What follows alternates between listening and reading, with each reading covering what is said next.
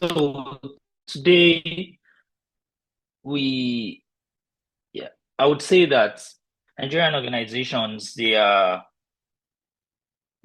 improving and they continue to do more and more to improve on data and privacy breaches. So we've seen a lot of that maturity in the ecosystem, but still, I think there can still be a lot more that are done within the organizations. So what we've seen today out there, building CORVYN and scaling it, is that a lot of organizations are still using legacy systems. And when we say legacy systems, we are referring to systems like core banking. So let's take a bank, for example. We are seeing banks using core banking applications that were built 10 to 15 years ago.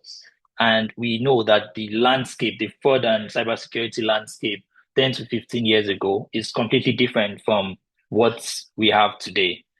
So most of these legacy systems, as we popularly call them, have not been embedded with the, the new technology that secures today's ecosystem in terms of fraud and cybersecurity. So those systems are still prone and porous to major attacks.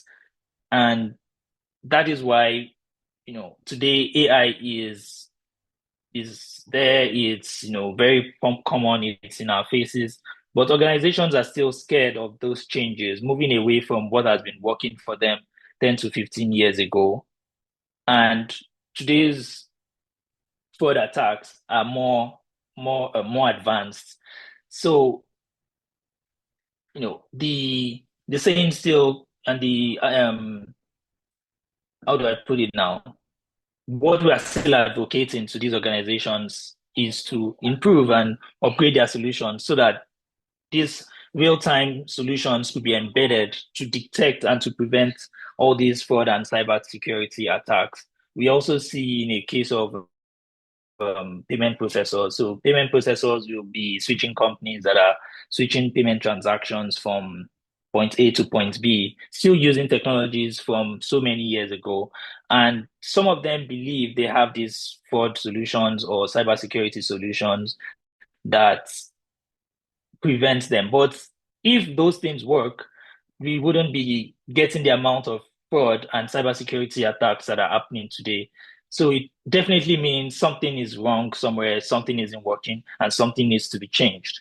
So we need to continue to advocate for those improvements, for those changes to be made. Some people believe, oh, we've spent $100 million on this solution, so why can't we just drop it and put it out there? But that being said, what we have built with CORVYN, because we know a lot of these companies do not want to drop their EFMS solutions, which is their enterprise fraud management solutions.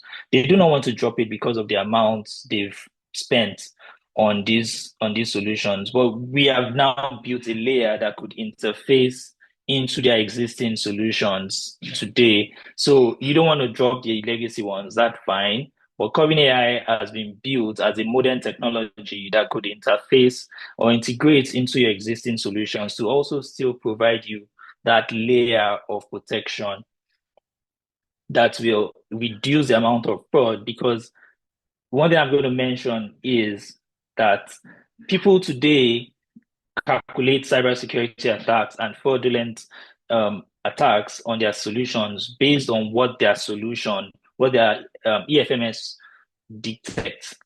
But we believe the approach should be, what has your fraud management solution prevented, not what it has detected. So we are bringing ours to the front level to prevent fraud and not just to be detecting fraud.